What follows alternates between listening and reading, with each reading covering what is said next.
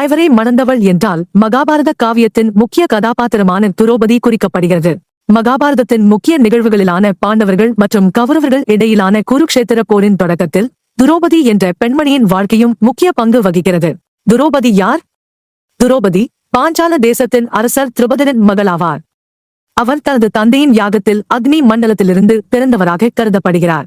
இவர் தனது அழகு, அறிவு, வீரம் ஆகியவற்றுக்காக புகழ் பெற்றவராகவும் அன்பிற்கும் வலிமைக்கும் அடையாளமாகவும் திகழ்கிறார்.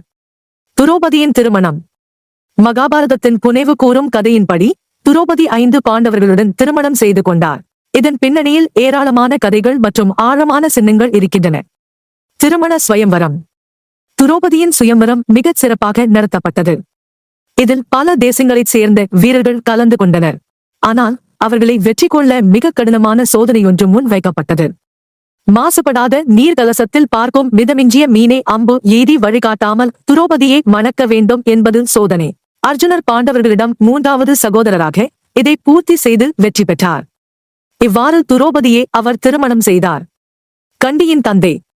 திருமணத்தில் அர்ஜுனர் வெற்றி பெற்ற பின்னர் துரோபதியை அனைத்து பாண்டவர்களும் தங்கள் மனைவியாக ஏற்றுக்கொள்ள வேண்டும் என்று குந்தி தேவி அறிவித்தார். 5 பாண்டவர்களின் மனைவியானது. இதனை ஏற்றுக்கொள்ளாமல் இருந்த பாண்டவர்கள் தாயின் கட்டளையை மதித்து துரோபதியை தங்கள் அன்புள்ள மனைவியாக ஏற்றனர். இதனால்தான் துரோபதி 5 பாண்டவர்களின் மனைவியாகவும் அவைகளுக்கெல்லாம் சமமாக இருப்பதாகவும் பேசப்படுகிறது. துரோபதியின் குணநலன்கள். துரோபதியின் குணநலன்கள் பலவிதமானவை. அவர் ஒரு வலிமையான பெண், அறியப்பட்ட வீராங்கனை மற்றும் சாம்ராஜ்யத்தில் முக்கியமான நபர். அவர் மிகவும் அறிவுஜீவி, வலிமைசாலி மற்றும் நேர்மையானவர். அக்காலத்தின் மரபுகளின்படி ஒரே பெண் 5 சகோதரர்களுடன் திருமணம் செய்து கொள்வது அரிதான நிகழ்வு என்பதால் இது மற்றவர்களின் கவனத்தை ஈர்த்தது. துரோபதி மகாபாரத கதையில். துரோபதி மகாபாரத கதையின் முக்கியமான திருப்பத்தை உருவாக்குகிறார். அவரை அவமானப்படுத்தியதால் பாண்டவர்கள் மற்றும் கௌரவர்கள் இடையிலான சண்டை ஏற்பட்டது.